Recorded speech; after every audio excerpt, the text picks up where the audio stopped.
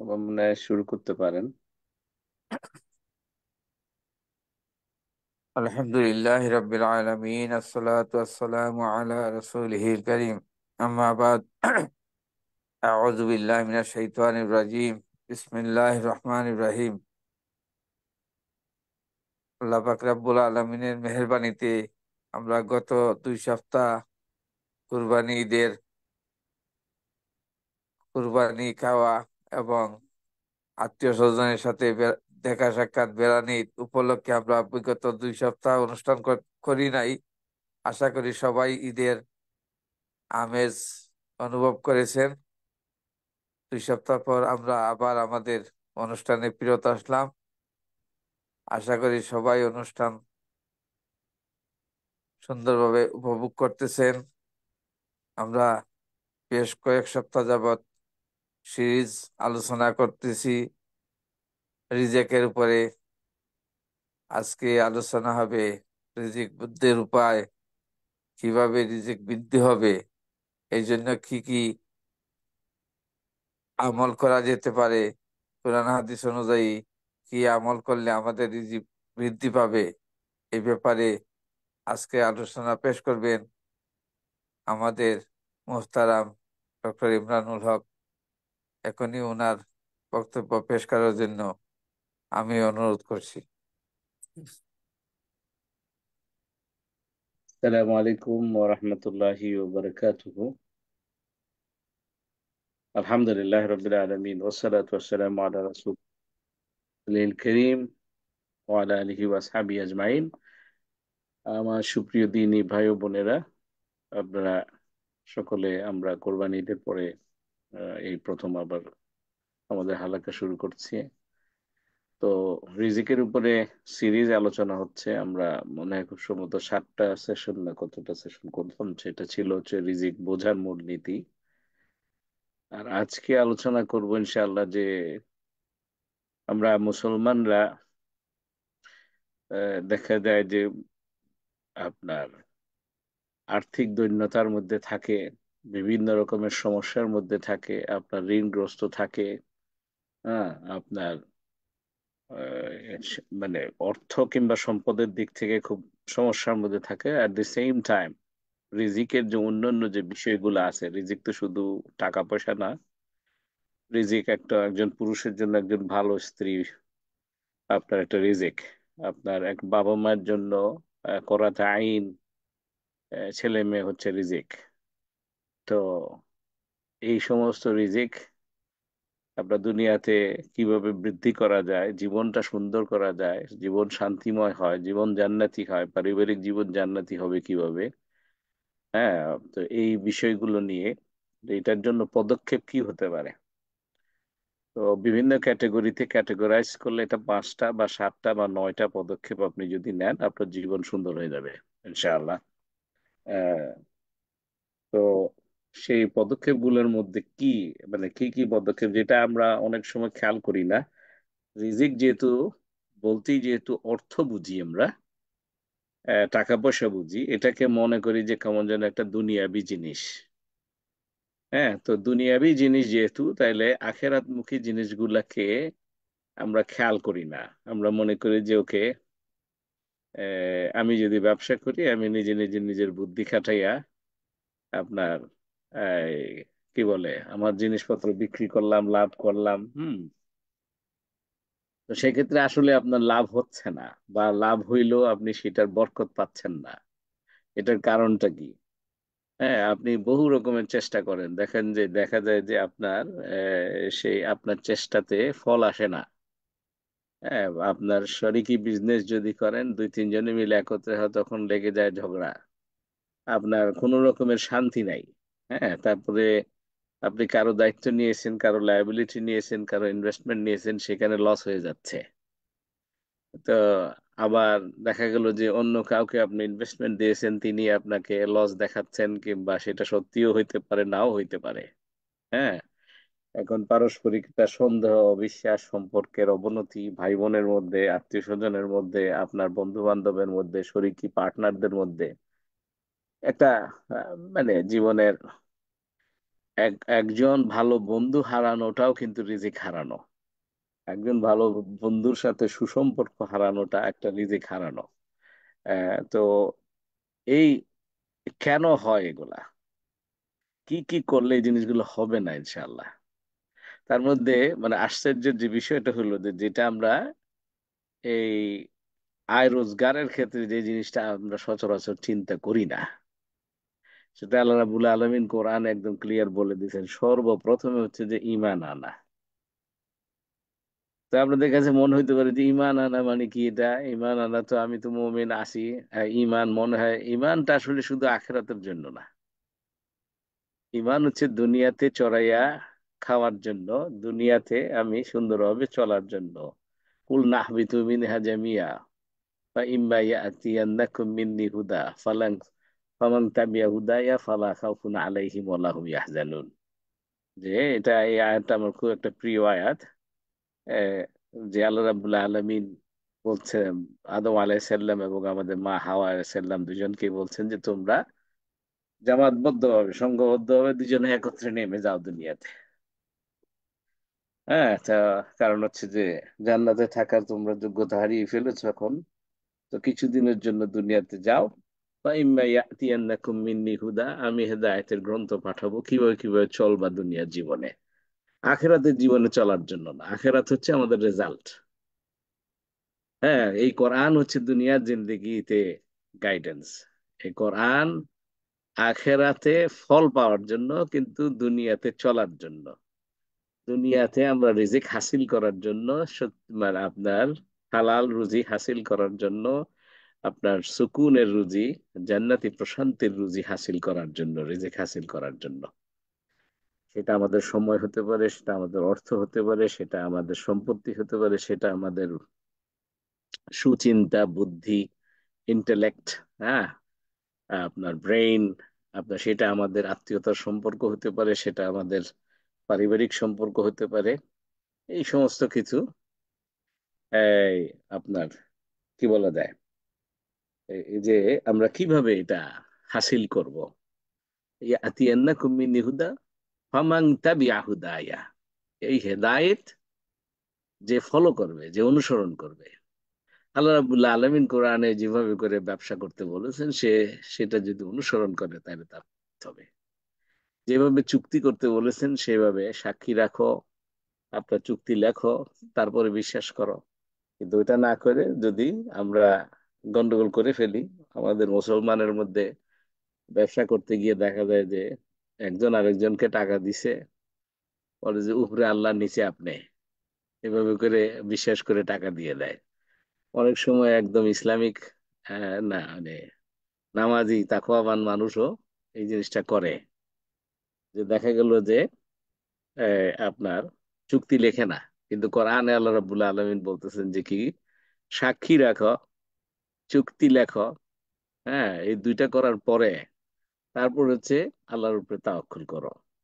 তো দেখা গেল যে অনেক সময় আমাদের মধ্যে আমরা হম আমিও অনেক বিচার করতে হয়েছে যে দুইজনে পার্টনার আপনার ব্যবসা করা শুরু করেছে, কিন্তু এক পর্যায়ে ঝামেলা হয়েছে।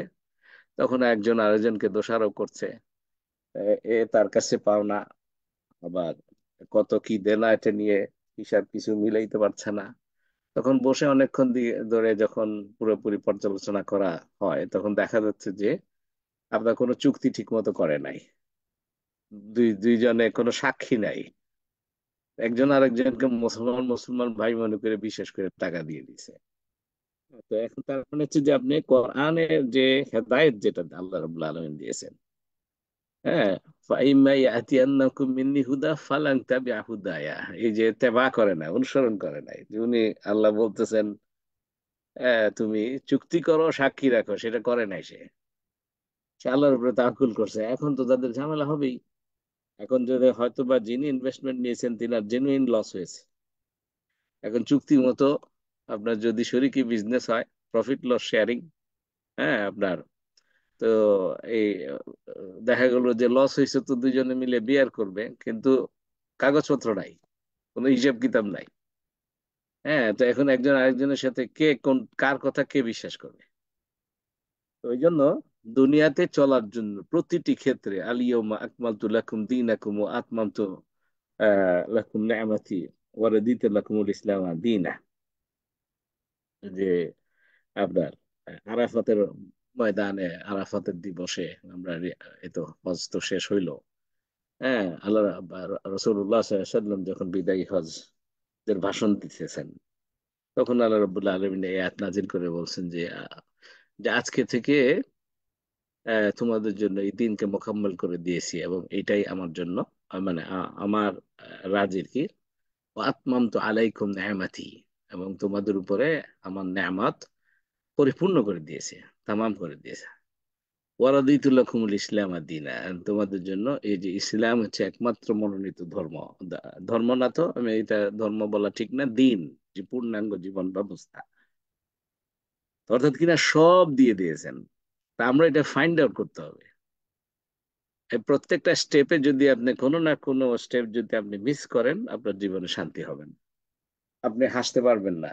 হ্যাঁ, আপনি দেখেন সারাক্ষণ আপনার কপাল কুঁচকে থাকবে, আপনার টেনশনে আপনার অবস্থা খারাপ, সাদা মানুষ আপনার কালো কালো দেখা যাবে। হ্যাঁ, মানে মনে কষ্টের কারণে আপনার আপনার চেহারার ঔজ্জ্বল্য নষ্ট থাকবে। হ্যাঁ, তো যে আল্লাহ রাবুল্লাহ আলমী যেন আমাদের এই পদক্ষেপ গুলা আমরা নিতে পারি, সেটা তৌফিক যেন দান করেন। এই এই নিয়তে এই দোয়া করে আমি কথাটা শুরু করছি ইনশাআল্লাহ। তো আমি মিউট করে দিয়েছি, ওই আলোচনা শেষ করলে ইনশাআল্লাহ আমি আনমিউট করে দিব, যাতে করে মাঝখানে আলোচনার ভিতরে এক্সট্রা আওয়াজ না আসে এই জন্য। তো যাই হোক, শুরু করি, বিসমিল্লাহ। তো যেটা বলছিলাম যে নাম্বার ওয়ান, ইমান, তাকওয়া এবং তাওয়াক্কুল। এই এই তিনটার কোনো শর্ট পড়লে আপনার কিন্তু রিজিকের শর্ট পড়বে আপনার। কেন? আপনার সূরা আরাফে আল্লাহ রাব্বুল আলামিন ক্লিয়ার বলে দিয়েছেন, এই যে গাইডেন্স বললাম না, আল্লাহর হেদায়েতকে যদি না মানি তাহলে আমার হবে না। দেখি সেটা, শুধু কালেমা পড়ছি, আমাদের মধ্যে এমন একটা ইয়ে হয়ে গেছে, আসলে তো মেজরিটি অফ আস আমরা আসলে বংশগতভাবে মুসলমান, মুসলমানের ঘরে জন্ম নিয়েছি বলে মুসলমান। তো যার কারণে এটা তো কষ্ট করে আমরা যে সমস্ত অমুসলিমরা, আপনার নিউ মুসলিম যারা, এই পার্টিকুলারলি আমরা যে ইউকে তে বা ওয়েস্টার্ন কান্ট্রি গুলোতে আছি, আমরা তো দেখি বাংলাদেশেও যারা দেখবেন যে অমুসলিম থেকে যারা মুসলমান হয়েছে, ইসলামকে খুঁজে বাইর করছে, তারা যেরকম ইসলামের কদর করে, আমরা কিন্তু সেটার কদর আমরা করি না। কোরআনের যে কদর করে, কোরআন একেবারে তাকের উপরে, মানে কি শেলফের উপরে রেখে দেওয়া হয়, কিন্তু এটা থেকে যেখান থেকে গাইডেন্সটা আছে, গাইডেন্সটা তো হেদায়েতের, এই যে পথ প্রদর্শন যে আল্লাহ রাব্বুল আলামিন দিয়েছেন, এটা আসলে ভালো করে দেখি না। তাই আল্লাহ বলতেছেন যে কি, ওয়ালাউ আন্না আহলাল কোরা আমানু ওয়াত্তাকু লাফাতাহনা আলাইহিম, এই যে বারাকাতিন, এই যে দেখেন, এই যে বারাকাত আসবে মিনাস সামাই ওয়াল আরদি ওয়ালাকিন কাযাবু ফাআখাযনাহুম বিমা কানু ইয়াকসিবুন। সূরা আরাফ 96 নম্বর আয়াত। আর যদি এই যে ওয়ালাউ আন্না আহলাল কোরা, যে এই জনপদ সমূহের অধিবাসীরা, হ্যাঁ, যে আপনার একটা এলাকার অধিবাসীরা, তারা যদি ঈমান আনতো, বলছে যে আমানু ওয়াত্তাকু, এই যে দুইটা ঈমান এবং তাকওয়া যদি অবলম্বন করতো, তাহলে বলছে যে আমরা তাহলে কি করতাম, লাফাতাহনা আলাইহিম, তাদের জন্য খুলে দিতাম বারাকাত, বরকতের দরজা উন্মুক্ত করে দিতাম। সুবহান, এটা আল্লাহর ওয়াদা। আমার আপনার যদি ঈমান এবং তাকওয়া, আমি যদি তাকওয়া অবলম্বন করি, তাহলে আল্লাহ রাব্বুল আলামিন বরকতের দরজা খুলে দেন, একদম ক্লিয়ার কাট।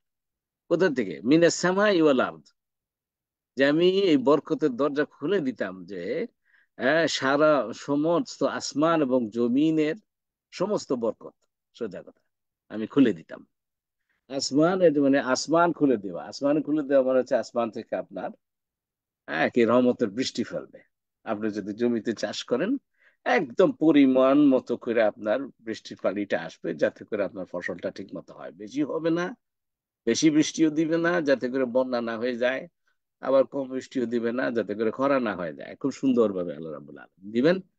আবার হয়েছে যে মানে দুনিয়ার জমিনের ভিতরের আপনার সমস্ত সম্পদকে আপনার কি আপনাকে দিয়ে দিবেন। যেমন কি আপনার আরব কান্ট্রি গুলাতে রাসূলুল্লাহ সাল্লাল্লাহু আলাইহি ওয়াসাল্লামের সাথে যেহেতু আরবরা আপনার ইসলাম বুলন্দ করার জন্য, ইসলামকে জয়ী করার জন্য ওনারা সর্বোচ্চ চেষ্টা করেছেন, আল্লাহ রাব্বুল আলামিন তাদের উপরে খুশি হয়ে ওখানে আপনার তেলের খনি ঢেলে দিছেন না, জমিন, জমিনটা উর্বর করে দিচ্ছে, তো ওই জমিনের বরকত, ওইটা এই এই কথাগুলো আর কি। তো এখন কিন্তু তারা তো অবিশ্বাস করেছিল ম্যাক্সিমাম নবীদের। আপনার শুধু ইউনূস আলাইহিস সালামের বর্ণনাতে এইভাবে আসছে যে ইউনূস আলাইহিস সালামের আপনার আহ, যারা উম্মত আছেন, ওই শাস্ত্র আপনার আল্লাহ রাব্বুল আলামিনের নিদর্শন গুলো পাওয়ার পরে, তারা কিছু শাস্তি পাওয়ার পরে তারা সকলে ঈমান আনছিল। আর বাকি অন্য সকল নবীদের উম্মতের মধ্যে অনেকেই অবিশ্বাস করেছে। তো ওইটাই আল্লাহ রাব্বুল আলামিন এখানে বলতেছেন যে কিন্তু তারা তো অবিশ্বাস করেছিল, তাই আমরা তাদেরকে পাকড়াও করলাম। এই যে দেখেন, ওয়ালাকিন কাযাবু, কাযাবু মানে তারা, ওয়ালাকিন কাযাবু, তারা অস্বীকার করেছে। এই জন্য আমরা কি করছি, ফাআখাজনা হুম, এই যে এই যে ফাআখাজনা হুম, এটা কোথা থেকে আসছে? আপনাদের সূরা বাকারার আপনার যদি সর্বশেষ আয়াতটা যদি পড়েন, ওই বিউটিফুল আয়াত, হ্যাঁ, মানে ওখানে মানে কতগুলো দোয়া আছে, রাব্বানা লা তুআখিজনা ইন নাসিনা আও আখতানা, যে আমাদেরকে আমাদের ভুল কিংবা আমাদের দুর্বলতার জন্য আমাদেরকে পাকড়াও করো না। ওই যে সেই তু আখিজনা, যেটা ওইটা এখানে আসছে ফা আখাজনা হুম, হ্যাঁ, যে মানে পাকড়াও, আল্লাহ বলতেছে আমি পাকড়াও করলাম, তারা অস্বীকার করার কারণে আমরা তাদেরকে পাকড়াও করলাম। হ্যাঁ, বিমা কানু ইয়াকসিবুন, যা তারা অর্জন করেছিল তার জন্য। তো এখন তার মানে হচ্ছে যে আপনি আমি যাই করি না কেন, আমি সেটা চাকরি করতে যাই, সেটা সেখানে আমার ঈমান তাকওয়া তাওয়াক্কুল আমার থাকতে হবে। আমি আল্লাহ রাব্বুল আলামিনকে রিজিকের মালিক, রাজ্জাকুজুল কুওয়াতিন মাতিন আমি স্বীকার করে, মানে বিশ্বাস করে থাকতে হবে। আমি হঠাৎ করে ভয় পেয়ে আমার বসকে বা আমার এমপ্লয়ারকে, তাকে আমার কি বলে আমার রিজিকের মালিক যেন মনে না করি, তাহলে আমার কিন্তু সমস্যা হয়ে যাবে। আচ্ছা, তো এখন এই যে আমি বাস্তবমুখী পদক্ষেপগুলো আসতেছি আপনার, আমাদের কতগুলো জিনিস হচ্ছে যে এই সবগুলোর কম্বিনেশন লাগবে। স্পিরিচুয়াল স্টেপ আপনার, এরপরে হচ্ছে যে ফিজিক্যাল স্টেপ, সাইকোলজিক্যাল স্টেপ, এগুলো সবগুলো একত্রে লাগবে। এই সবগুলোর কম্বিনেশন আপনার যদি হয়ে যায়, আপনার জীবন সুন্দর হয়ে যাবে, আপনার কোনো টেনশন হবে না। টাকা আপনার পিছনে ছুটবে, আপনি টাকার পিছনে ছুটতে হবে না। হ্যাঁ, তো একটা সুন্দর ইয়ে পাইলাম আপনার, একজন কি মানে শেখ মিজান আদিল, খুব সুন্দর একটা বর্ণনা দিয়েছেন, অনেক আগের একটা ঘটনা। মানে আপনার অনেক আগের একজন খুব বড় স্কলার আপনার হাতিম আল আসাম, উনি এক সময় ওনারা তো যত বেশি এলেম মানুষের থাকে, তিনি আরো এলেম অর্জন করার জন্য পাগল পারা থাকেন। তো এক সময় উনি, ওনার 9 জন 9টা সন্তান ছিল। তো উনি তার পরিবারের সবাইকে হঠাৎ বললো যে আমি একটু ওমরা করতে যাব এবং এলেম অর্জন করার জন্য। মানে এমনি তো একজন বড় আলেম হিসেবে পরিচিত এলাকায়, তাই তার মধ্যে বলছেন যে এলিম অর্জন করার জন্য, এবং আমরা করতে যাবো এবং সেখানে যে এলিম অর্জন করবো। এখন বিবি বাচ্চারা সবাই মিলে বলতেছে তুমি যাইবা, এখানে আমরা চলবো কেমনে? হ্যাঁ, তখন তাদের মানে তার ছেলে মেয়েদের মধ্যে একটা মেয়ে উঠে বলতেছে যে বাবা তুমি যাও, যেহেতু তুমি এলিম হাসিল করতে যাবা, উমরায় যাইবা, আল্লাহর পথে নামবা যখন, তাহলে তো আল্লাহ ডেফিনেটলি আমাদেরকে খাওয়াইবে, তুমি চিন্তা করিও না, যাও। তো ঘরে কিছু ছিল না, উনি চলে গেছেন প্রথম রাত্রে, খাওয়া দাওয়ার কিছু নাই। তো সবাই মিলে এই মেয়েটাকে, মেয়েটা ওই যে তার ইমান, তাকওয়া এবং তাওয়াক্কুল তার খুব স্ট্রং, এই যে, এবং এই মেয়েটার কথার উপরে কিন্তু বাবা চলে গেছে। আর তিনি যাবেন কেননা তিনি এলেম হাসিল করার জন্য খুব তামান্না তার। আমাদের মধ্যে তো এলেম হাসিল করার ইচ্ছা নাই, সবার মধ্যে ভাব হলো যে আমি কি কম জানি নাকি। আমি আজ মানে খুব ভেরি রেয়ার মানুষ পেয়েছি যে যিনি বলেন যে আমি আরো কিছু জানতে হবে, ম্যাক্সিমাম মানুষ, মোর দেন 90% মানুষকে আজ পর্যন্ত দেখেছি যে আমি কি তোমার চেয়ে কম জানি। তো যাই হোক, তো উনি চলে গেছেন দ্বিতীয় দিন।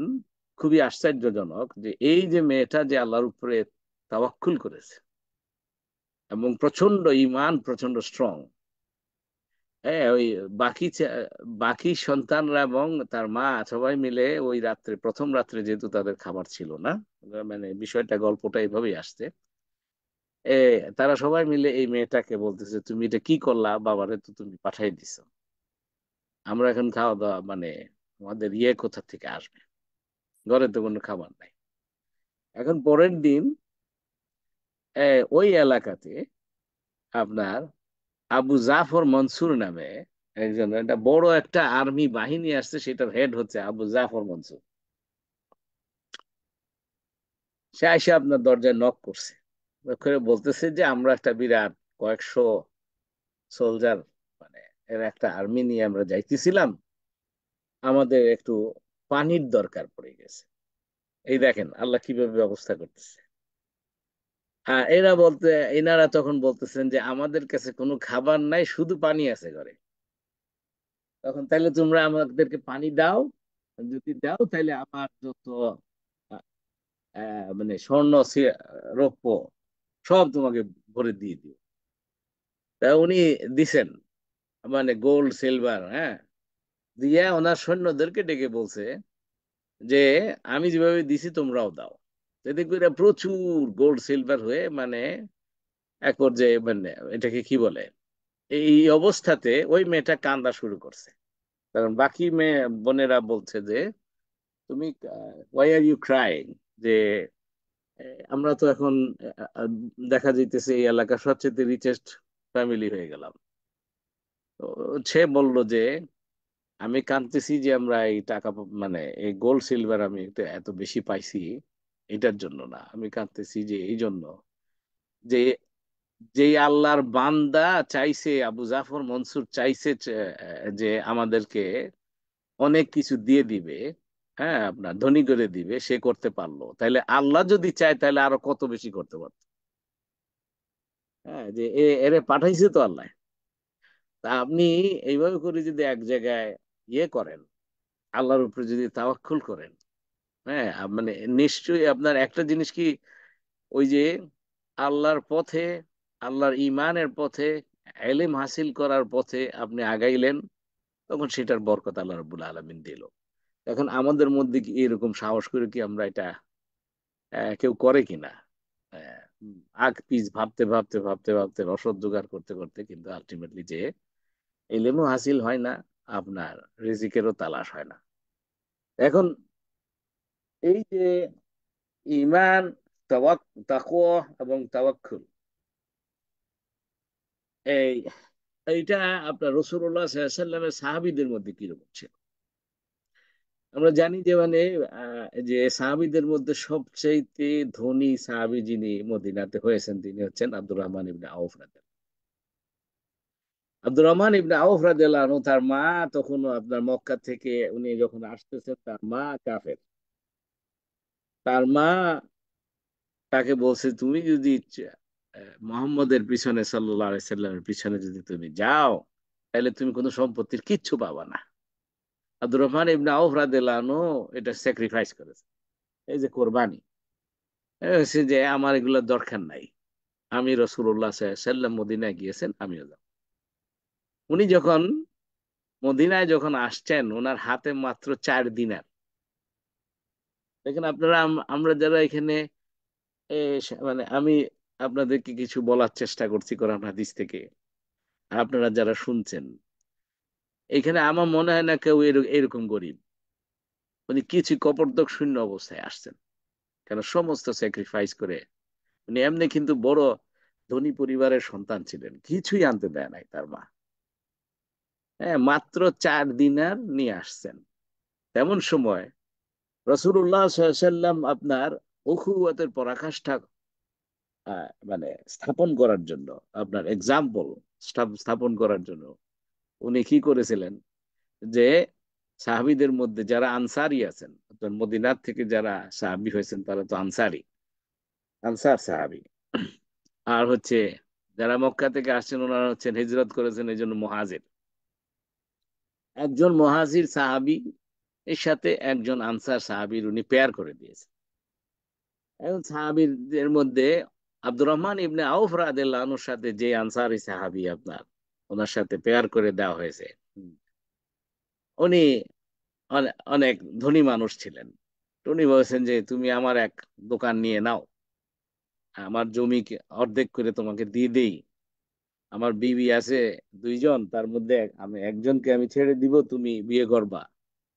আব্দুর রহমান ইবনে আউফ রাদিয়াল্লাহু আনহু ওই যে ওই মানে আমাদের মধ্যে এরকম যদি কেউ থাকে, বাংলাদেশ থেকে ইংল্যান্ডে আসছে কোনো টাকা পয়সা নাই, কিংবা আমেরিকায় আসছে কোনো টাকা পয়সা নাই, এই আপনার কেউ যদি এরকম তারে বলে যে আমার কাছে 4টা বাড়ি আছে, 2টা তোমারে দিয়ে দিব, হ্যাঁ, আমার কিছু ব্যবসা আছে, ব্যবসার অর্ধেক পার্টনারশিপ তোমারে দিয়ে দিব, আজকে কে আছে সে এইটাতে টেম্পটেড হবে না বা এই এই লোভ সামলাবে? আব্দুর রহমান ইবনে আউফ রাদিয়াল্লাহু আনহু বলছেন যে না, আমার একটা কাজ করো, আমার এই মদিনার বাজারের রাস্তাটা চিনিয়ে দাও। এই উনি এই 4 দিনারের এই সম্বল নিয়ে উনি কিন্তু গিয়েছেন, গিয়ে মাল্টি, আমি বলবো বর্তমান জমানার হিসেবে তা উনি মাল্টি ট্রিলিয়নেয়ার হয়েছেন, বিলিয়নেয়ার না। হ্যাঁ, তো ওনার আরো কিছু স্বভাব আছে যেটা এই যে আমি যে কয়টা পদক্ষেপের কথা বলবো, বলার ইরাদা করেছি আল্লাহর রহমতে, ইনশাআল্লাহ বিসমিল্লাহ। আহ, উনি উনি সমস্ত পদক্ষেপ কিন্তু উনি সফলভাবে করেছেন। তো এখন এই আব্দুর রহমান ইবনে আউফ রাদিয়াল্লাহু আনহুর আপনার কি বলে, ওনার দানের টাকা, আহ, এই যে এই মদিনার সকল গরিব মানুষ ওনার দানের টাকায় চলতো। যাই হোক, এটা আরেকটা আলোচনার বিষয়।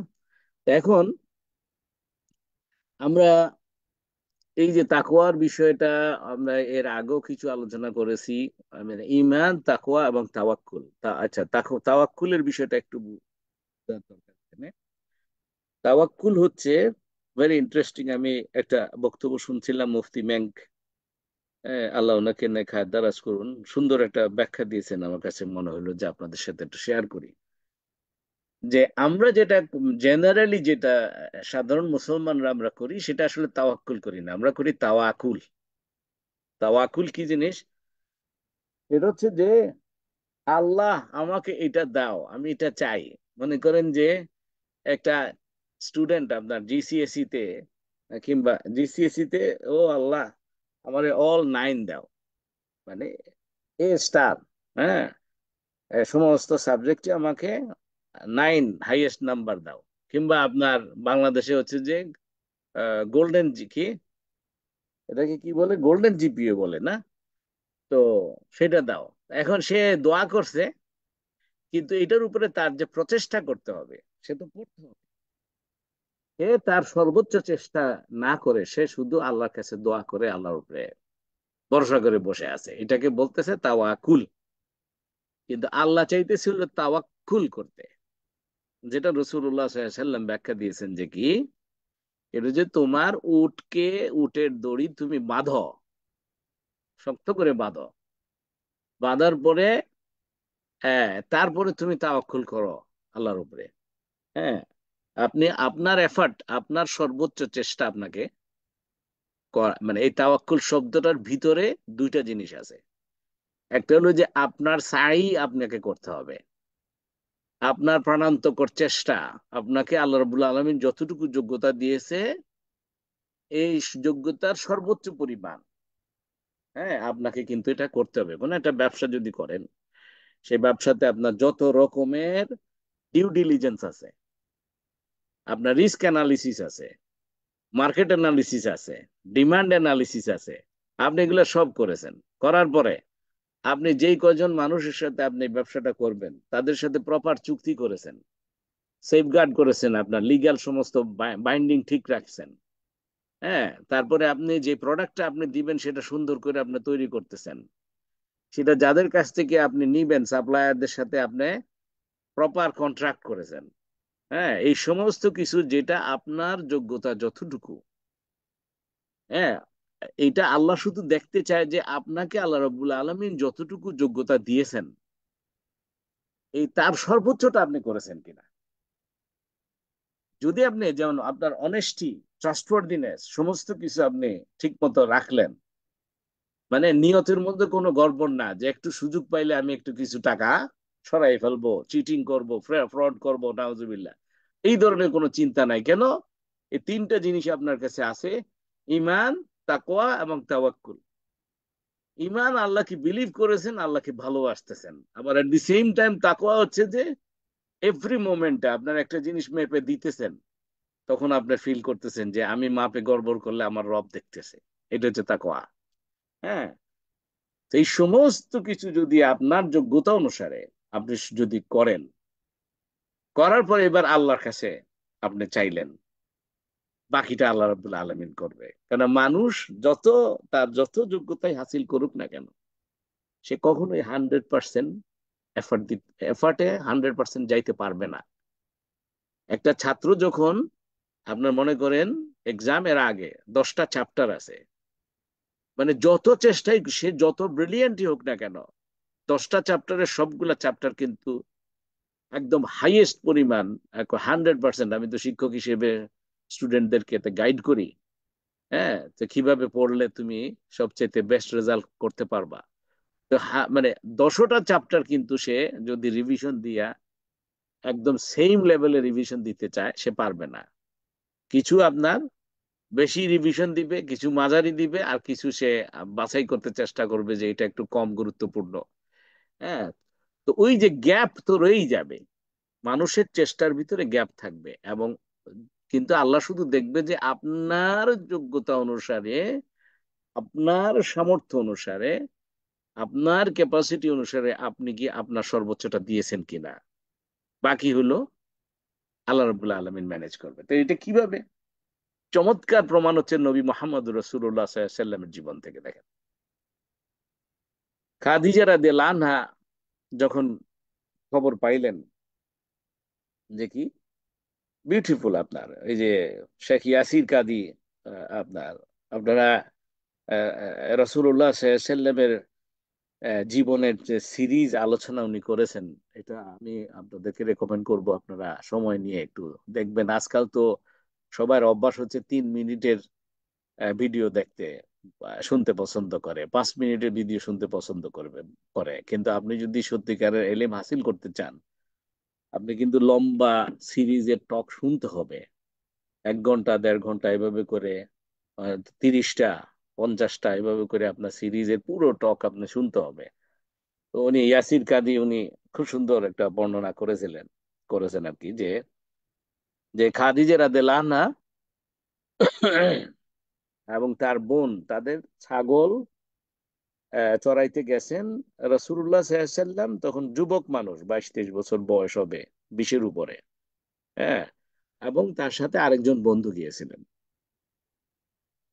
তো এখন এই দুই বন্ধু দিনের শেষে যখন আপনার এটার যে এটাকে কি বলে, মজুরি নেওয়ার জন্য সময় আসছে, তখন রাসূলুল্লাহ সাল্লাল্লাহু আলাইহি সাল্লাম, তখনও তো উনি নবী হন নাই, হ্যাঁ, যুবক মোহাম্মদ সাল্লাল্লাহু আলাইহি সাল্লাম, মজুরি নেওয়ার সময় উনি তার বন্ধুকে, সাথের জনকে বলল যে তুমি তোমারটা যখন নিতে যাবা, আমারটা তুমি নিয়ে আইসো। কয়, তুমি যাবা না কেন? আমি লজ্জা পাইতেছি। সুবহানাল্লাহ, নবীদের হায়া, হায়া কিন্তু একটা ইমানের একটা আহ, মানে নিদর্শন, যে আপনার ইমান আছে কিনা। আর আমাদের প্রচুর মানুষের আছে হায়া, লাজ নাই, বুঝছেন না? তো বেপরদা তো পরে হয়, আগে প্রথম হলো যে হায়া, শরম। তো মানে আমাদের এই সমাজে বলে যে বেশরম মানুষ না। তো এই যে উনি যে একটা, ওনার যে হায়া এবং এই যে লজ্জা, উনি যে সাই ফিল করছেন, এইটা খাদিজা রাদিয়াল্লাহু আনহার বোন খাদিজা এর সামনে খাদিজা রাদিয়াল্লাহু আনহাও শুনছেন এটা। এবং ওই খাদিজা রাদিয়াল্লাহু আনহার বোন ওনাকে তখন প্রশংসা করতেছিলেন। তো এইটার থেকে প্রথম উনি জানছেন যে এই যুবক খুবই ভালো। হ্যাঁ, তো এক সময় যে আরো মানুষের কাছ থেকে শুনেছেন, উনি তখন অলরেডি আল আমিন আর সাদিক হিসেবে আপনার সবার কাছে পরিচিত হয়েছেন। হ্যাঁ, the most trustworthy, the most truthful, সুবহানাল্লাহ। হ্যাঁ, তো তখন উনি মনে করেছিলেন যে কি ওনার যে, উনি একজন বিশিষ্ট বিনিয়োগকারিনী ছিলেন, ইনভেস্টর। আমি বর্তমান জমানায় ওনাকে তুলনা করি যে আপনারা যারা শেয়ার মার্কেট ইনভেস্টমেন্ট বা বা আপনার স্টক মার্কেট ইনভেস্টমেন্ট, বাংলাদেশের না, বাংলাদেশেরটা তো উল্টাপাল্টা হয়ে যায়। এই মনে করেন নিউ ইয়র্ক স্টক এক্সচেঞ্জ কিংবা লন্ডন স্টক এক্সচেঞ্জ, এই সমস্ত জায়গার যে ইনভেস্টরদেরকে ওয়ার্ল্ডের সবচেয়ে বড় বড় কোম্পানি ইনভেস্টমেন্ট করে এদের যদি খবর রাখেন, তার মধ্যে ওয়ার্ল্ডে এখন সবচেয়ে নাম করা হচ্ছেন ওয়ারেন বাফেট। তো তো আমি মনে করি যে আর কি যে, উইথ মাই হাম্বল ওপিনিয়ন, যে খাদিজা রাদিয়াল্লাহু আনহা তখনকার জমানার ওয়ারেন বাফেট ছিলেন, এরকম বিশিষ্ট বিনিয়োগকারিনী। তো উনি প্রতি বছর এই মক্কা থেকে আপনার সিরিয়া বা বসরা নামে একটা জায়গা, ওই জায়গাটাতে আর কি মেজরিটি ক্ষেত্রে মক্কার ব্যবসায়ীরা যাইতেন। তারা কিছু তাদের দ্রব্য সামগ্রী, মানে এখানকার জিনিস ওইখানে যায় বিক্রি করা, এইভাবে করে ওনারা লাভ অর্জন করার চেষ্টা করতেন। তো এখন খাদিজা রাদিয়াল্লাহু আনহা যেহেতু মহিলা মানুষ, উনি নিজে তো যাইতে পারেন না। হ্যাঁ, ডাইরেক্ট যেহেতু ব্যবসা করতে পারতেছেন না, এই জন্য উনি লগ্নিকারী হয়েছেন, লগ্নিকারিনী বলে বা বিনিয়োগকারিনী। উনি প্রতি বছর এরকম কেউকে খুঁজতেন যে ট্রেডার, তার সাথে উনি একটা চুক্তি হয়ে করতেন যে তুমি যাইবা, আমার এই টাকা দিয়ে ব্যবসা করবা, করার পরে তুমি যে লাভ হবে সেই লাভটা আমরা ভাগাভাগি করব, শেয়ার করব। তো উনি একে তো মহিলা মানুষ, আর দুই নম্বর হচ্ছে যে আপনার সকল মানুষ তো আসলে বিশ্বাসের সাথে কাজ করে না। তো সব সময় উনি উনি যেরকম আশা করতেন সেই পরিমাণের লাভ উনি পেতেন না। এই জন্য উনি এই যুবক মোহাম্মদ সাল্লাল্লাহু আলাইহি সাল্লামের প্রতি উনার যখন দৃষ্টি গেল যে আল আমিন আস সাদিক, দেখি তাকে একবার পাঠাই। এখন এই রাসূলুল্লাহ সাল্লাল্লাহু আলাইহি সাল্লাম তখন খাদিজা রাদিয়াল্লাহু আনহার সাথের লোকেরা বলছিল যে কি, মোহাম্মদ তুমি যে এই যুবক মোহাম্মদ সাল্লাল্লাহু আলাইহি সাল্লামকে তুমি তোমার টাকা দিয়ে পাঠাইবা, ঠিক আছে, তিনি খুবই বিশ্বাসী মানুষ। এই যুবক আপনার কি খুবই সত্যবাদী, এটা সব ঠিক আছে, কিন্তু সে তো আগে কখনো ব্যবসা করে নাই, ব্যবসার অভিজ্ঞতা নাই। এই যে এখানে আসেন, যে আমি বলছি যে আপনার সর্বোচ্চ যোগ্যতার পর্যন্ত আপনি কাজ করবেন সর্বোচ্চ অনেস্টির মাধ্যমে, হ্যাঁ, সর্বোচ্চ সিনসিয়ারিটির মাধ্যমে, বাকিটা আল্লাহ রাব্বুল আলামিন করবেন। এখন উনি কিন্তু এই ব্যবসার অভিজ্ঞতা ছাড়াই উনি গিয়েছেন। যাওয়ার পরে সুবহানাল্লাহ, আপনার রেফারেন্সে যেভাবে আসছে সেটা হলো যে ওই বছর রাসূলুল্লাহ সাল্লাল্লাহু আলাইহি সাল্লাম সিরিয়াতে এই জার্নিতে গেছেন, ওখানে বসরাতে যে আপনার উনি এই ব্যবসা, ওনার দ্রব্য সামগ্রীর কেনা বেচা করে ফেরত আসছেন, যে এত বছর ধরে প্রতি বছরে খাদিজা রাদিয়াল্লাহু আনহা অন্য অন্যদেরকে পাঠাইয়া যা পাইতেন, তার চেয়ে ডাবল ডাবল কোয়াড্রুপল আপনার অনেক বেশি লাভ নিয়ে আসতেন মুহাম্মদুর রাসূলুল্লাহ সাল্লাল্লাহু আলাইহি সাল্লাম। হ্যাঁ, তো ওইটাতে একটা তো মেজর অ্যাট্রাকশন হয়েছে এটাকে, এই যে যেই টাকা যেভাবে করে ইনভেস্টমেন্ট দিয়েছেন, এই ইনভেস্টমেন্টের পদ্ধতিটাকে বলে মুদারাবা ইনভেস্টমেন্ট বা মুদারাবা ফাইন্যান্স আপনি বলতে পারেন। যে ওনার সাথে চুক্তি হয়েছে যে কি, যে তুমি যাইবা, এই ব্যবসাটা করবা, এটাতে যা লাভ হবে 50-50। হ্যাঁ, আমরা দুইজনে 50-50 শেয়ার করব। তো ওইটাই ছিল একটা মেজর আকর্ষণ, মানে আকর্ষণের কারণ খাদিজা রাদিয়াল্লাহু আনহার মুহাম্মদ রাসূলুল্লাহ সাল্লাল্লাহু আলাইহি সাল্লামের উপরে। হ্যাঁ, এরপরে তো পরবর্তীতে যে ওনাদের বিয়ে হয়েছে, আপনার উনি 25 বছর, আমরা সবসময় জানি হচ্ছে এটা খাদিজা রাদিয়াল্লাহু আনহা 40 বছরের ছিলেন। কিন্তু আমি খুবই মজার যে ইনফরমেশন যেটা ইয়াসির কাদির ওনার বর্ণনাতে পেয়েছি, উনি আপনার কি বলে ইবনে ইসহাক এর মানে রাসূল সাল্লাল্লাহু আলাইহি সাল্লামের জীবনীর রেফারেন্স দিয়ে বলছেন, মানে মোর অথেন্টিক হচ্ছে ওনার বয়স নাকি 28 বছর ছিল। যাই হোক, এই বিষয়ের ডিবেটে আমি যেতে চাই না। তো উনি এইটা কনফার্ম যে খাদিজা রাদিয়াল্লাহু আনহা মুহাম্মদুর রাসূলুল্লাহ সাল্লাল্লাহু আলাইহি সাল্লাম থেকে বড় ছিলেন বয়সে। তো এই যে এখানে এটা এই ঘটনাটা বলার কারণ কি, আমি কি বুঝাইতে চাইলাম এটা যে নবী মোহাম্মদ সাল্লাল্লাহু আলাইহি সাল্লাম উনি আল্লাহর প্রতি ওনার বিশ্বাস ছিল। উনি নবী হয়েছেন 40 বছর বয়সে, কিন্তু রব উনি মানে ন্যাচারালি উনি যে আল আমিন আর সাদিক ছিলেন, একটা তাকওয়াবান মানুষ ছিলেন। তাকওয়া এমন এক জিনিস, হ্যাঁ, যে মানে এটা কি বলে, যার আছে তো আছে। হ্যাঁ, তো তো উনি উনি তো তাকওয়াবান ছিলেন। তো সুতরাং ওনার সাথে যে খাদেমকে দিয়েছিলেন খাদিজা রাদিয়াল্লাহু আনহা, সেই খাদেম এসে বলছে, নবী মোহাম্মদ সাল্লাল্লাহু আলাইহি সাল্লাম সম্পর্কে বর্ণনা করছে যে কি, হ্যাঁ, একটা রেওয়ায়েতে আছে যেটা আমরা বাংলাদেশে আমাদের আলেমরাও এটা বর্ণনা করেন, কিন্তু এটার অথেন্টিসিটি কতটুকু আমি নিজে শিওর না। সেটা হচ্ছে যে ওনার মাথার উপরে সব সময় দেখছেন যে যেখানে যেখানে যাইতেন একটা মেঘের খণ্ড ওনার মাথার উপরে থাকতো। হ্যাঁ, মানে ওটা থেকে মানে এই এই এই খাদেম ছেলে এসে খাদিজা রাদিয়াল্লাহু আনহাকে বুঝাইছেন যে উনি এক্সট্রা অর্ডিনারি মানুষ। মানে আল্লাহর একটা খাস ইয়ে ওনার উপরে আছে, স্পেশাল একজন মানুষ। 2 নম্বর হচ্ছে যে তার আখলাক, তার চরিত্র, তার ব্যবহার এত সুন্দর যে বলেছে যে আমাকে সারা পথে আমাকে খুব টেক কেয়ার করেছে। হ্যাঁ, মানে এবং তার যে ডিলিংস, সুবহানাল্লাহ, একদম আহ, কি বলে, ফুললি অ্যাকাউন্টেবল আপনার। হ্যাঁ, ট্রান্সপারেন্ট। হ্যাঁ, আমি আশা করি এই শব্দগুলো তো আমরা বুঝার কথা। হ্যাঁ, স্বচ্ছ। হ্যাঁ, আপনার পুরো জবাবদিহিতার মধ্যে উনি যে বেচা কেনাগুলো করেছেন, কোন রকমের ইয়ে ছিল না ওনার, মানে এটা কি বলে, আনসার্টেনটি ছিল না। মানে সমস্ত কিছু যেভাবে যেভাবে আল্লাহ রাব্বুল আলামিন খুশি হন সেভাবে সেভাবে উনি করেছেন। এবং এটা করার পিছনে কারণও আছে, যেহেতু উনি নবী হিসেবে আল্লাহ রাব্বুল আলামিন পাঠিয়েছেন।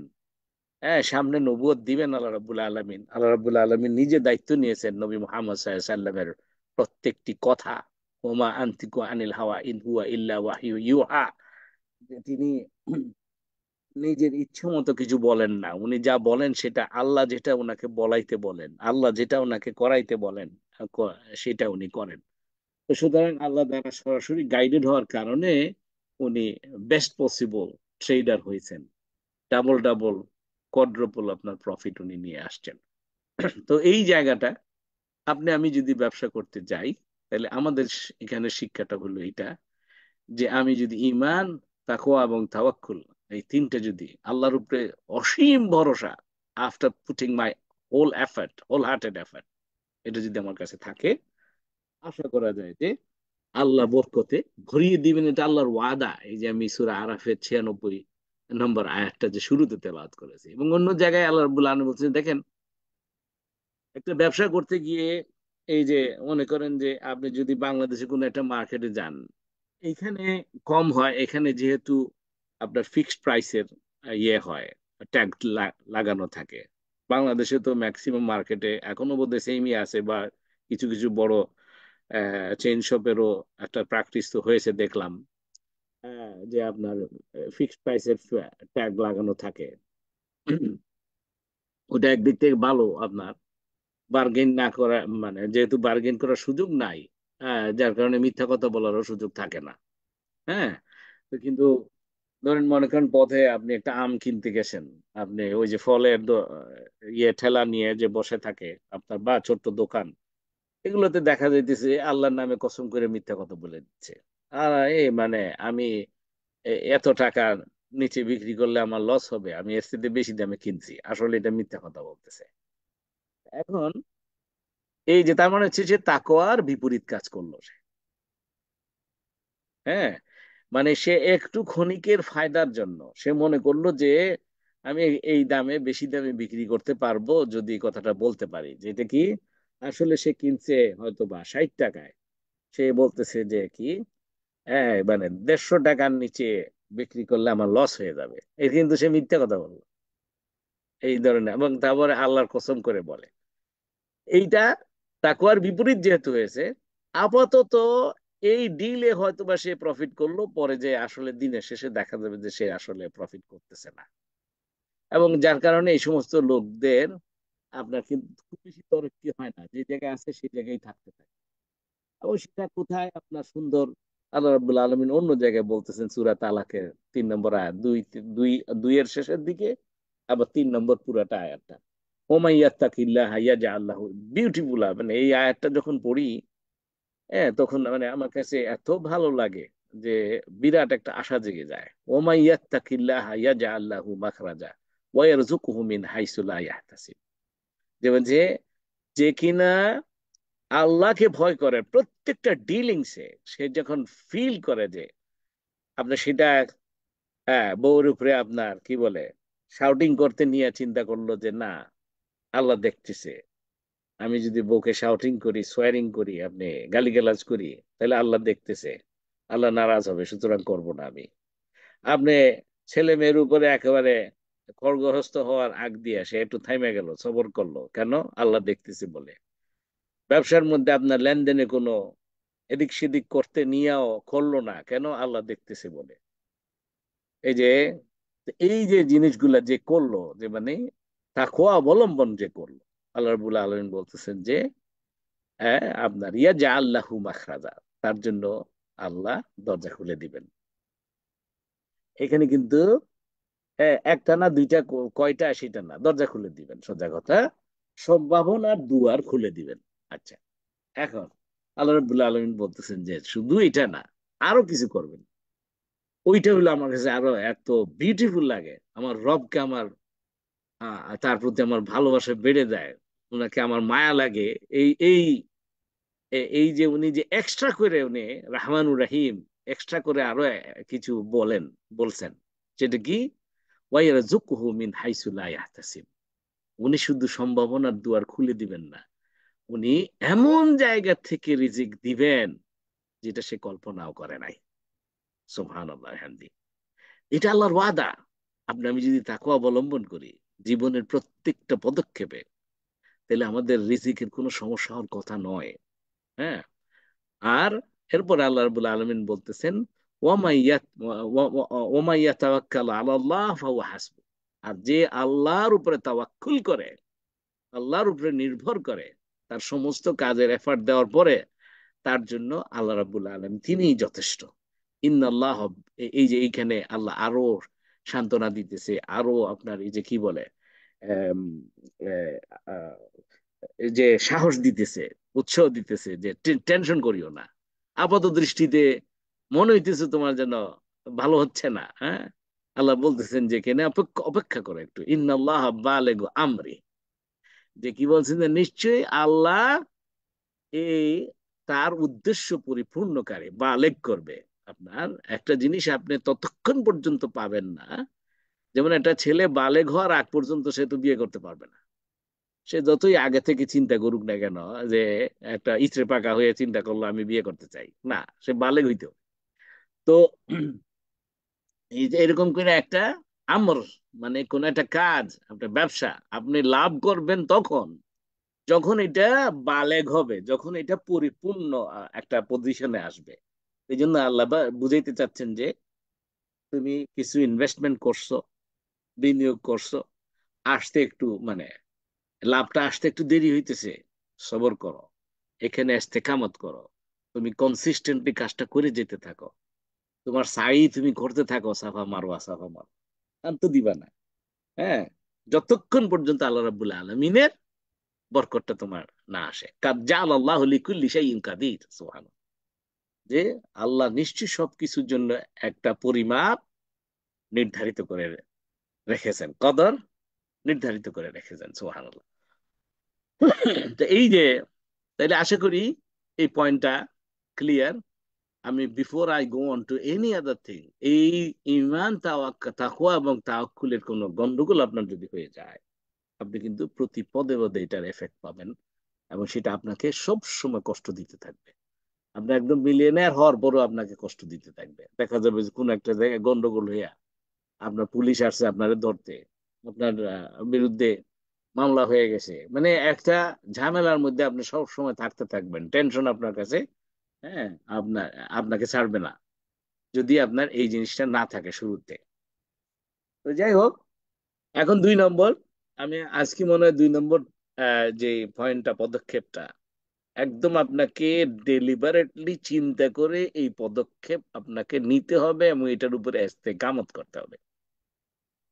এটা এখনো কিন্তু স্পিরিচুয়াল পদক্ষেপ, কিন্তু কিন্তু এই স্পিরিচুয়াল পদক্ষেপই কিন্তু আপনাকে ফিজিক্যাল পদক্ষেপের একটা ক্ষেত্র তৈরি করে দিবে। ওই যে যেটা বলছি যে আপনি তাকওয়া অবলম্বন করলে আপনি মাপে কম দিতে পারবেন না। তাকওয়া অবলম্বন করলে আপনি ইমাম আবু হানিফা রহমতুল্লাহ আলাইহির মতো আপনি কিন্তু, হ্যাঁ, ব্যবসা করতে গিয়ে আপনি আপনার প্রোডাক্টের দুর্বলতার পয়েন্টটা আপনি ভালো করে দেখাই দিবেন। সেটা কি? ইমাম আবু হানিফা রহমতুল্লাহ, আমার কাছে খুব আশ্চর্য লাগে, দুঃখ লাগে যে আমরা সবাই হানাফি মাযহাব বলে লাফ দিয়ে পড়ি। কিন্তু হানাফি মাযহাব দিয়ে বলে যদি লাফ দিয়ে পড়ি, তাহলে ইমাম আবু হানিফা রহমতুল্লাহ আলাই একজন, মানে কি বলবো, বিলিয়নের কাপড়ের ব্যবসায়ী ছিলেন। তো আমরা কেন ব্যবসা করতে যাই না? আমাদের অনেক মুরব্বী আছে, আমাদেরকে পরামর্শ দেয়, "এই খবরদার ব্যবসা করতে যাইও না, দুনিয়াবি হয়ে যাবে, তোমার সময় থাকবে না আবাদত করতে।" আর এই ব্যবসা নিটা ইটসেলফ হালাল ব্যবসা। রাসূলুল্লাহ সাল্লাল্লাহু আলাইহি ওয়াসাল্লাম বলেছেন, রিজিকের 10 ভাগের 9 ভাগ আল্লাহ ব্যবসার মধ্যে রেখে দিয়েছে। এখন আমরা সকলে মিলে, আপনার কি বলে, মুসলমানদের মধ্যে ব্যবসায়ী খুব কম। হ্যাঁ, সব দিয়ে রাখছি ব্যবসা আপনার অমুসলিমদের কাছে, অথবা মুসলমানদের মধ্যে যেগুলো দুষ্ট আছে তাদের কাছে। ভালো মানুষ তুমি ভালো মানুষ, নামাজ পড়ো বেশি করে, মানে এটা কি বলে, হ্যাঁ, 5 ওয়াক্ত নামাজ পড়ার পরে আবার নামাজ পড়ো, আবার তুমি মানে খবরদার তুমি ব্যবসা করতে যাইও না, তুমি এই জন্য ব্যবসা করলে আল্লাহরে ভুলে যাবে না। যেখানে রসূল সাল্লাল্লাহু আলাইহি ওয়াসাল্লাম নিজে বলতেছেন যে রিজিকের 10 ভাগের 9 ভাগ আল্লাহ রাব্বুল আলামিন ব্যবসার মধ্যে রেখে দিয়েছেন, সেখানে আমরা 90%-এর উপরে মুসলমান সব কিন্তু ওই যে 10 ভাগের 1 ভাগের মধ্যে ঠেলাঠেলি করতেছি, চাকরি করি আমরা। ওই চাকরি, যত রঙের ব্যবসা ছাড়া যত রকমের ইনকামের সোর্স আছে, এই সবগুলা কিন্তু 1 ভাগের মধ্যে। তো যার কারণে ওখানে আমাদের কমতি পড়বে, টানাটানি পড়বে। মাসের বেতন আপনার 15 তারিখে শেষ হয়ে যাবে, ভাড়ার টাকা দিয়ে আপনার কিছু খাওয়া দাওয়ার জিনিস কিনলে, কেনার পরে আপনার শেষ পর্যন্ত যে প্রতি মাসে আপনার ধার করতে হবে। এই আপনি ধার করার রাস্তার মধ্যে নামলেন তো আপনার জীবন শেষ। আমাকে অনেক ভাই বোনেরা মানে ইয়ে করে বলে যে, ওই যে স্যার বা ভাই, হ্যাঁ ওস্তাদ, আমাকে একটু সাহায্য করেন। এখন কি সাহায্য? এই যে আপনার কোন জায়গা থেকে লোন নিছে, সেটা থেকে আটকা পড়ে গেছে, কিন্তু আপনি চিন্তা করতে হবে যে লোন কেন নিছেন, আপনি কেন একটু চেষ্টা করেন না? এই যে এইটা একটা পদক্ষেপ আছে, শেষের দিকে আসবে, কিন্তু আমি জাস্ট একটু আজকে টাচ করি। যে যে মনে করেন যে যারা, আমি এখনকার বাংলাদেশের পুরো মানে টাইমিং এর কনফার্মেশন আমি বোধহয় ঠিক নাও হইতে পারে। একটা কাজ করি আমি, আহ, ওই ইয়েটা আপনাদেরকে নিজেরা আনমিউট করার আম, ইয়ে দিয়ে দিই, স্কোপ দিয়ে দিই, যদি আপনারা আমাকে এটা বলতে পারেন যে আমার এটা কারেক্ট হলে তো ঠিক আছে আমার অবজারভেশন, আর নাহলে আপনারা একটু বর্তমানে যদি একটু ডিফারেন্ট হয় আমাকে একটু বলবেন। যে আগে যেটা জানতাম আর কি, যে সরকারি অফিসে কেউ যদি চাকরি করে সকাল 8টার থেকে, মানে 7টা বা 8টার থেকে নাকি 2টা পর্যন্ত, এটা কি ঠিক আছে এখনো? কেউ কি বলবেন আনমিউট করে? অ্যালাউ পার্টিসিপেন্টস, ও আচ্ছা ঠিক আছে, allow participants to unmute themselves. হ্যাঁ, আপনারা কেউ বললে একটু যে ইয়ে হইতো, যে বাংলাদেশে সরকারি অফিস কি 2টায় শেষ হয়ে যায় না?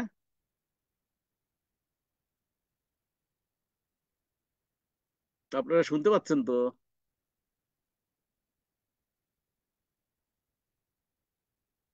জি, যে কোনো একজন বললেই হবে। 9টা 5টা আছে, আবার কেউ আছে 10টা 4টা। 10টা 4টা, আচ্ছা ঠিক আছে। তো এক- একজনে মনে মনে করেন 4টার সময় ওনার শেষ, আচ্ছা 5টায়, 5টার পরে 5টার থেকে 10টা, এই সময়টাতে, 9 9টা থেকে 5টা। 9টা থেকে 5টা না, আমি এখন বলছি যে বিকালের কথা বলছি। 5টার পর থেকে তো ফ্রি হয়ে গেলেন। এখন আপনি মনে করেন আপনি চাকরি করার কারণে আপনি যে বেতন পাচ্ছেন সেই বেতন আপনার মাসে 20 দিন চলে। তা আপনি কেন রিজিকের তালাশ করবেন না বাকি 10 দিনের জন্য? এই যে ধার কেন করতে যাবেন, যেটা রাসূল সাল্লাল্লাহু আলাইহি ওয়াসাল্লাম পছন্দ করতেন না। হ্যাঁ, ঋণগ্রস্ত ব্যক্তি জান্নাতে প্রবেশ করতে পারবে না আপনার ঋণ যদি পরিশোধ না হয়। আপনার তার বিচার হবে না আপনার ঝুলে। আমি ঋণের উপরে লম্বা সিরিজ আলোচনা করেছি, আপনারা দেখবেন ইনশাআল্লাহ। মানে খুবই ভয়াবহ জিনিস, ভয়াবহ জিনিস। একবার যদি ঢুকছেন আপনি এটার মধ্যে, হ্যাঁ, আপনার এই যে আব্দুর রহমান ইবনে আউফ রাদিয়াল্লাহু আনহু, উনি ব্যবসা করেছেন। ওনার তিনটা মূল নীতি উনি ফলো করতেন। তার মধ্যে একটা নীতি হচ্ছে উনি ব্যবসার জন্য কোনোদিন কারোর থেকে ঋণ নিতেন না। আচ্ছা, এখন তাহলে কি হলো? আপনাকে আল্লাহ রাব্বুল আলামিন আকল দিয়েছে, হাত পা দিয়েছে, আপনি একটা কাজ করেন। মনে করেন আমি জাস্ট কিছু র্যান্ডম এলাকার নাম বলছি আর কি, জাস্ট মনে যা আসতেছে আমার, আমি তো সব বাংলাদেশে থাকি না। মতিঝিল পাড়ায় মনে করেন আপনি চাকরি করতেছেন। ওখান থেকে আসার পরে পথে 10টা বাজার পড়ছে। তো আমি তো ব্যবসায়ী না, এটা কেন করব আমি? আমার বাপ দাদা সবাই শুধু চাকরি করে। এইটা আপনাকে আসলে ইনডক্ট্রিনেট, কি বলে, ইনডক্ট্রিনেট করে রাখছে আমাদের সমাজ। যে আসা যাওয়ার পথে আপনি একটু চোখ কান খোলা রাখেন, যে অমুক বাজারে একটা জিনিস 10 টাকায় পাওয়া যায়, কিন্তু আপনি খেয়াল করছেন যে আরেকটা বাজারে এটা 15 টাকায় ওটা বিক্রি হয়। তা আপনারে কে মানা করছে? আপনার মনে করেন যে কিছু ওখান থেকে আ- এই যে এটাকে কি বলে, আব্দুর রহমান ইবনে আউফ রাদিয়াল্লাহু আনহু ছিল মাত্র 4 দিনার। আপনার আমার কাছে একবারে 5,000 টাকা পাইতে পারি না। সকালে আপনি কিছু, মানে ওই যাওয়ার পথে আপনি, আমি জাস্ট হাইপোথেটিক্যাল একটা এক্সাম্পল বলতেছি। হ্যাঁ, যে আপনি এধার কা মাল ওধার করে, এই যে এটা ট্রেডিং এরিয়া। এই বাজারে আপনি একটু কম দেখছেন, এখান থেকে একটু কিছু কিনে নিলেন, ওই বাজারে যে একটু বিক্রি করলেন। হ্যাঁ, আপনার প্রতিদিন এক্সট্রা 2 ঘন্টা আপনি টার্গেট করলেন। মেজর বেনিফিট হচ্ছে আপনার এই যে ম্যানুফ্যাকচারিং এর চাইতে ট্রেডিং এ বেশি আপনার প্রফিট হয়। এই জন্য দেখবেন যে যারা এক্সপোর্ট ইম্পোর্টের বিজনেস করে ওরা বেশ মাল্টি মিলিয়নার হয়। যে নিজে ম্যানুফ্যাকচারিং না করে কারো জিনিস সে কিনে বিক্রি করে।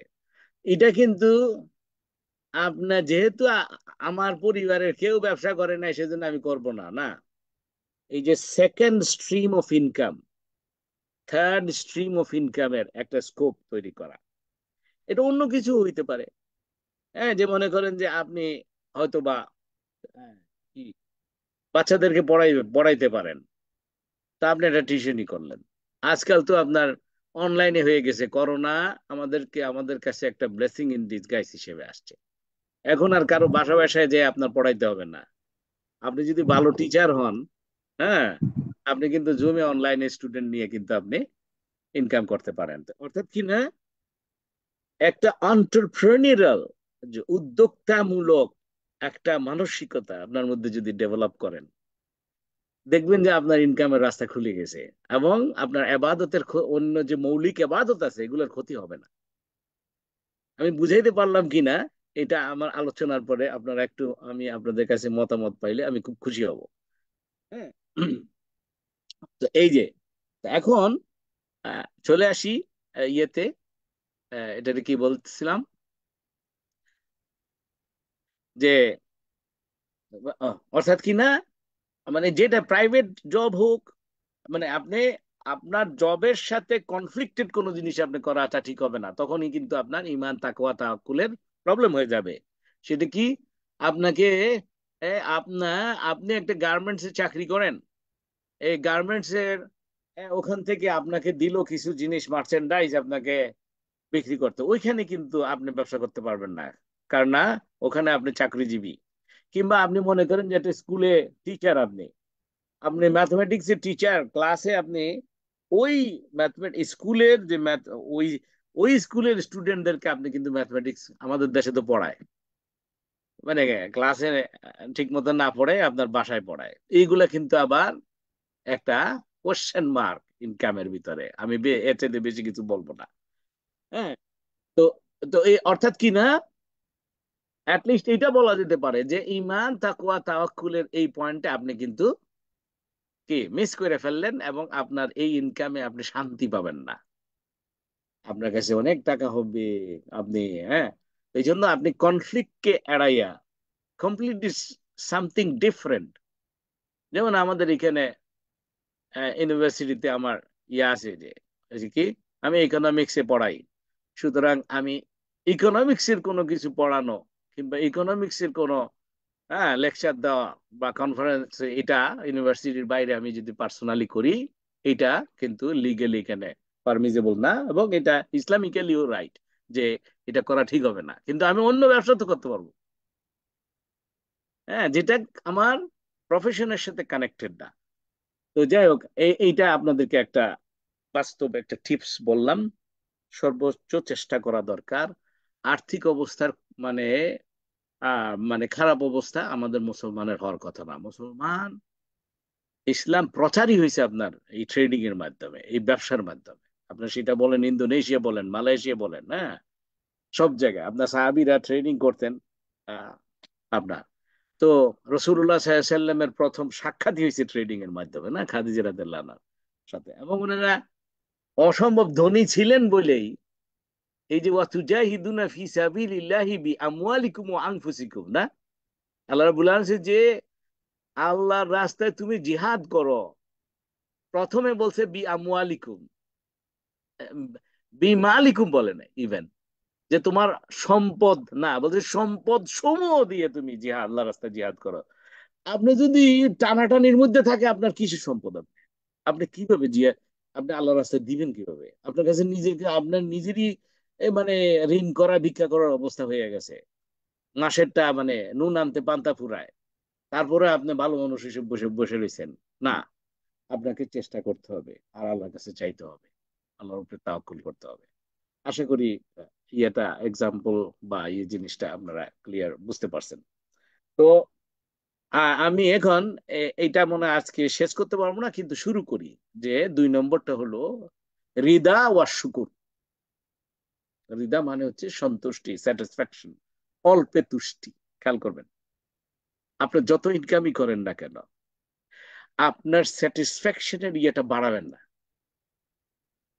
মনে করেন যে আপনি আগে ছিলেন, আপনি মাসে কত, বাংলাদেশে কত, 50,000 টাকা না 1 লাখ টাকা। ইংল্যান্ডে মনে করেন যে আপনার ধরেন 2,000 পাউন্ড। তো 2,000 পাউন্ডে আপনি যেমনে চলতেন, আপনি চেষ্টা বাড়াই দিছেন, প্রপার ডিউ ডিলিজেন্স করছেন, ইমান তাকওয়া তাওয়াক্কুল মেনটেন করছেন, হ্যাঁ, এ, এবং তো আল্লাহর কাছে চাইছেন, আল্লাহ বাড়াই দিছে 3,000 পাউন্ড। আপনি কিন্তু সাথে সাথে কিন্তু আপনার নিজের চাহিদাকে 3,000 পাউন্ডের নাম উঠাবেন না। আপনি যদি আগে 2,000-এর মধ্যে ম্যানেজ করতে পারতেন, মেবি 2,200 লাগতো, আপনি ওই অবস্থায় থাকেন, বাকি 800 আপনি কি করবেন এটা আগামী সেশনে ভালো করে বলবো ইনশাল্লাহ। অর্থাৎ কিনা ব্যক্তিগত জীবনের চাহিদাকে অল্প তুষ্টির মধ্যে রেখে দিবেন, আর বাকি যেটা হবে যে সেটা হলো যে আপনার যে মেজর জিনিস আপনি দান করতে হবে। আপনি যদি ওইটা সামনে আসতেছে, হ্যাঁ, আপনার কিন্তু এই আপনি যদি অল্পে তুষ্টির এই স্বভাবটা যদি আপনার মধ্যে না থাকে, এখন ইনকাম বেশি করতেছি তাহলে খরচ বেশি করবো না কেন? আগে কম দামি গাড়ি কিনছি, এখন বেশি দামি গাড়ি কিনবো না কেন?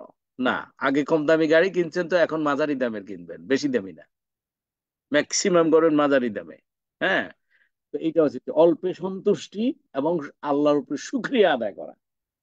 আল্লাহ রাব্বুল আলামিন বলছেন যে লাইন শাকারতুম লাযিদান্নাকুম ওয়া লাইন, আমি জানি না এই কথাগুলো যখন বলি আমার কাছে মনের ভিতরে একটা ইয়া আসে যে আমার ভাই বোনেরা কি আসলে সত্যি কি বিশ্বাস করে কিনা। কিন্তু ইভেন যখন প্রশ্ন করি তখন সাথে সাথে উত্তর আসে, আপনার ওই যে ফেসবুক পেজেও লেখে যে আলহামদুলিল্লাহ আমি পুরো বিশ্বাস করি। কিন্তু আমার কাছে, যদি আপনি বিশ্বাস করেন তাহলে আপনার জীবনের এই কষ্ট কেন? লাইন শাকারতুম লাযিদান্নাকুম, যে শুকরিয়া আদায় করো আমি বাড়াই দিব। কে বলতেছে? আমি না, আপনি না, কোনো মানুষ বলতেছে না, এটা আল্লাহ রাব্বুল আলামিন, ইন্নাল্লাহ আলা কুল্লি শাইইন কাদির। নিশ্চয় আল্লাহ হচ্ছে সমস্ত কিছুর উপরে শক্তিশালী। হ্যাঁ, ইন্নাল্লাহ ওয়াসিউন আলিম। ওয়াসি, ওয়াসি এমন এক সত্তা, হ্যাঁ, আপনার কি পৃথিবীর সকল প্রাণী, সকল মানুষ আপনার একটা লাইন ধরে দাঁড়াইছে তাদের সমস্ত চাহিদাকে সামনে নিয়ে।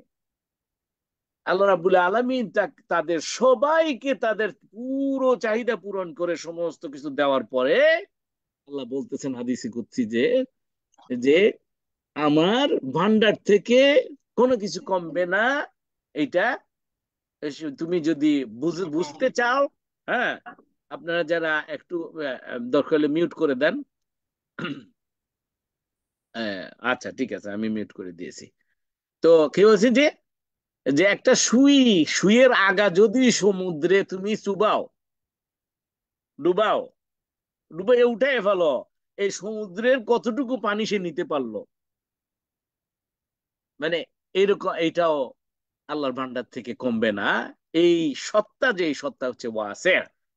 এমন এক সত্তার কাছে আপনি, এমন এক সত্তা আপনাকে ওয়াদা করতেছেন যে লা ইন শাকারতুম লা আযীদান্নাকুম, শুকরিয়া আদায় করো, be thankful to me, show gratitude to me.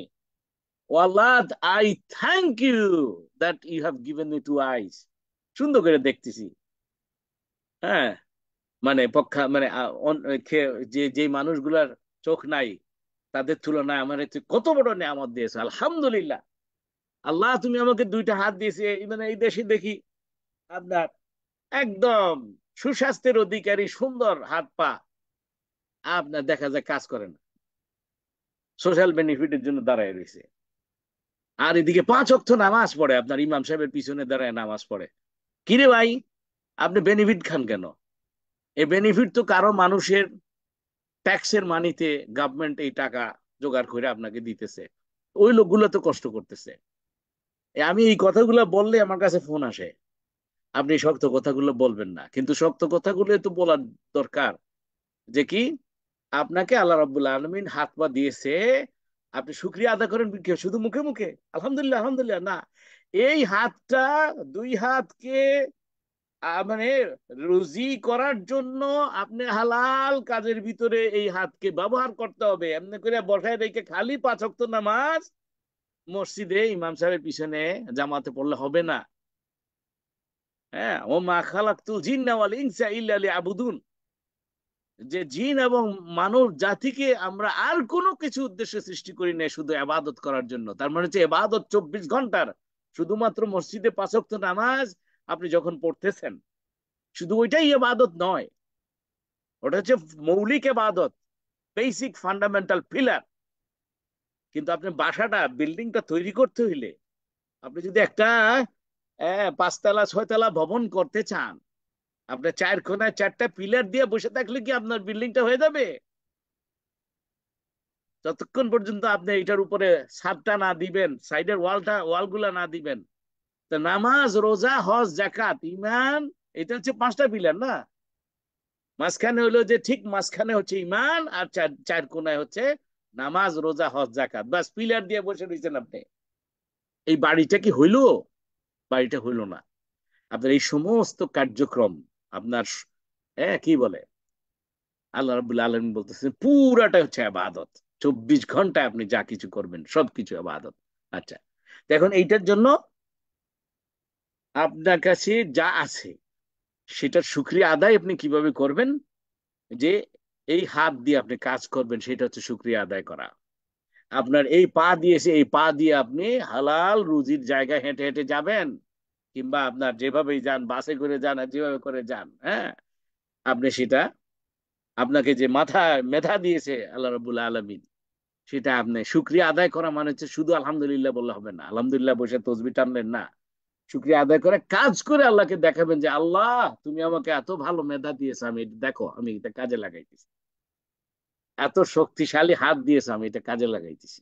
হ্যাঁ, এইটা হচ্ছে যে লাইন শাকারতুম লাযিদান্নাকুম। আর এটা যদি তুমি করো না, অলস হয়ে বসে থাকো, আমার কাছে শুকরিয়াও আদায় করো না, মুখেও করো না, হাতেও করো না, পায়েও করো না, চিন্তাতেও করো না, মেধাতেও করো না, ইন্টেলেক্টও খাটাও না, তাহলে তুমি হচ্ছে কি হইলো, ওয়ালা ইন কাফারতুম ইন্না আযাবি লাশাদীদ, যে তুমি যদি অকৃতজ্ঞ হও, শুকরিয়া আদায় না করো, তাহলে তোমার জন্য কিন্তু কঠিন শাস্তি অপেক্ষা করছে। এখন কঠিন শাস্তি আখিরাতে তো আছেই, দুনিয়াতেও পাবেন। জৈসে করনি ऐसे ভরনি, লাহা মা কাসাবাত ওয়া আলাইহা মাকতাসাবাত। হ্যাঁ, আপনি যা করবেন এখন এই মনে করেন যে আজকে এখন আপনি যদি ঋণগ্রস্ত হয়ে থাকেন, আল্লাহ যেন ঋণ মুক্ত করে দেন, আপনি যেন সঠিক প্রচেষ্টা যেন নিতে পারেন, আল্লাহ তৌফিক দান করুন। কিন্তু আজকে আপনি একটু বসে যদি ধ্যান করেন, আপনি দেখবেন যে এটা লাহা মা কাসাবাত ওয়া আলাইহা মাকতাসাবাত, সে যা করে সেটার রেজাল্ট সে পায়। হয়তো বা 5 বছর আগে বা 3 বছর আগে আপনি কোন একটা জিনিস করেছেন, সেটার কনসিকুয়েন্স হিসেবে আপনি এখন ঋণগ্রস্ত হয়েছেন। তো এই জিনিসগুলা একটু আমরা কি করব, ভালো করে, আমি আমি আজকে এইখানে থামি, এই এই আলোচনাটা। ওই যে মানে অল্পে তুষ্টি এবং আল্লাহর প্রতি পুরোপুরি শুক্রিয়া আদায় করে করে করে করে আমি কাজ করব দুনিয়ার। হ্যাঁ, তাইলে তা আমার রেজিক আল্লাহ রাব্বুল আলামিন বৃদ্ধি করে দিতে থাকবে ইনশাআল্লাহ। এই আলোচনাটা আমরা কন্টিনিউ করবো ইনশাআল্লাহ। আমি বলেছি বিভিন্ন ক্রাইটেরিয়াতে 5টা কিংবা 7টা কিংবা 9টা পদক্ষেপ হতে পারে। তার মানে তার মধ্যে দ্বিতীয়টা আমরা আজকে শুরু করলাম, ইনশাআল্লাহ আগামী দিনে এটা আরো গুরুত্বপূর্ণ জিনিসগুলো তো রয়েই গেছে। তো আল্লাহ রাব্বুল আলামিন আমাদেরকে তৌফিক দান করুন যে হালাল রুজি বৃদ্ধি হওয়ার জন্য। আমার সাথে আপনারা একটু দোয়া পড়েন, আল্লাহুম্মা কফিনি বিহালালিকা আন হারামিক ওয়া আগনিনি বিফাদলিকা আম্মান সিওয়াক। শেষ করি, সুবহানাকা আল্লাহুম্মা ওয়া বিহামদিকা আশহাদু আল্লা ইলাহা ইল্লা আনতা আস্তাগফিরুকা ওয়া আতুবু ইলাইক। জি ভাই, কি আছেন? যদি কোনো প্রশ্ন থাকে, কিংবা আমি দু একটা কথাই বোধহয় বলেছিলাম, আপনাদের মতামত আপনারা যদি দেন, কি বুঝলেন বলতে পারেন ইনশাআল্লাহ। আমি কয়েক মিনিট করি, 5 মিনিট। জি, যদি না থাকে, প্রশ্ন না থাকে, তাহলে আমরা শেষ করে দিই নাকি? আমার মনে হয় জিয়া ভাই অথবা চলে গেছেন। ঠিক আছে তাহলে।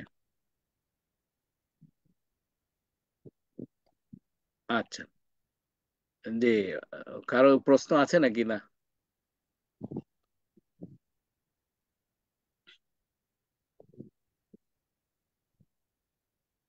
জি, তো ঠিক আছে, আমরা এখানে শেষ করে দেই। আহ, আফরোজ ভাই, আসসালামু আলাইকুম। ওয়ালাইকুম সালাম। কেমন আছেন? ভালো নেই? আলহামদুলিল্লাহ, আপনি ভালো আছেন? আলহামদুলিল্লাহ ভালো আছি। আচ্ছা আচ্ছা, ওকে। কোনো প্রশ্ন নাই। হ্যাঁ, ঠিক আছে ইনশাআল্লাহ। তো ঠিক আছে, তো আমরা শেষ করে দেই। সুবহানাকা আল্লাহুম্মা বিহামদিকা আশহাদু আল্লা ইলাহা ইল্লা আনতা আস্তাগফিরুকা ওয়া আতুবু ইলাইক। আসসালামু আলাইকুম ওয়া রাহমাতুল্লাহ। ওয়ালাইকুম সালাম রহমতুল্লাহ।